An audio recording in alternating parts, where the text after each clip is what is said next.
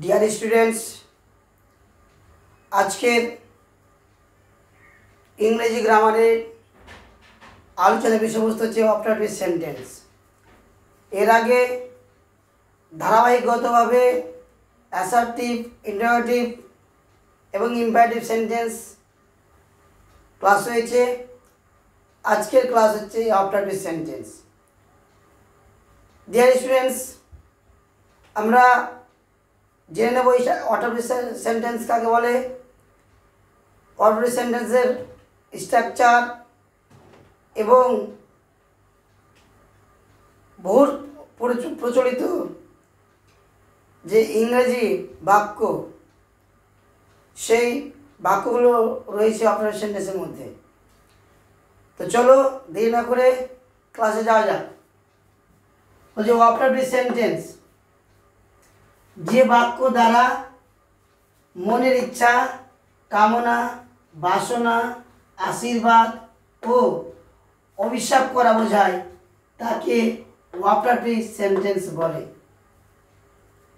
Dear students, আমরা কথায় কথায় আমাদের মনের সুপ্ত বাসনা প্রকাশ করি, ইচ্ছা প্রকাশ করি এবং কারোর প্রতি যদি আমাদের বিরক্তি ভাব আসে তাহলে তাকে আবার অভিশাপ প্রদান করি, আবার আশীর্বাদ প্রদান করি। এই কামনা, বাসনা, ইচ্ছা এবং অভিশাপ, আশীর্বাদ প্রকাশ করাকে বলা হয় অপারেটিভ সেন্টেন্স।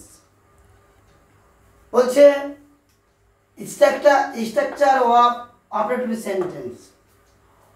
অপারেটিভ সেন্টেন্সের গঠন আমরা জানি, সেন্টেন্স শুরু হয় সাবজেক্ট দিয়ে।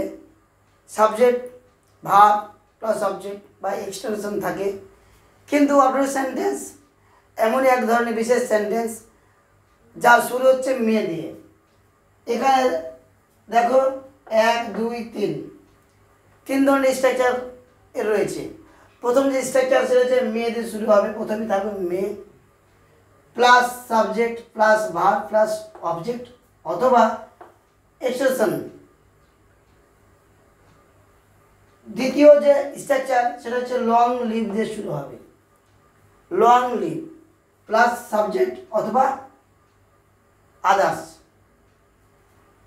3 নম্বর স্ট্রাকচার বলছে ডাইরেক্ট উইশ। ডাইরেক্ট উইশ মানে সরাসরি কোনো রকম বাক্য নির্মাণ না করে আমরা সরাসরি আমাদের মনে ইচ্ছা প্রকাশ করতে পারি, যেমন টাটা, বাই ইত্যাদি। উদাহরণ দিলে পরিষ্কার হয়ে দেখো, যেমন মে গড ব্লেস ইউ। দেখো প্রথমে মে দিয়ে শুরু হয়েছে, তারপরে গড ব্লেস ইউ। তারপরে দেখো 2 নম্বর উদাহরণ, লং লিভ ডিয়ার সন। লং লিভ ডিয়ার সন, প্রথমেই লং লিভের শুরু, শেষ রয়েছে সাবজেক্ট। যেটা বলেছিলাম 3 নম্বর ডাইরেক্ট উইশ, যেমন গুড নাইট, ওকে,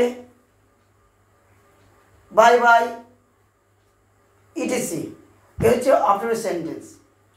তো প্রিয় স্টুডেন্ট, এরকম ভিডিও পেতে স্যার গৌরাঙ্গ ইউটিউব চ্যানেলটি সাবস্ক্রাইব করবে এবং লাইক করবে, কমেন্ট করবে, পাশে থাকবে। Okay, thank you, all the best.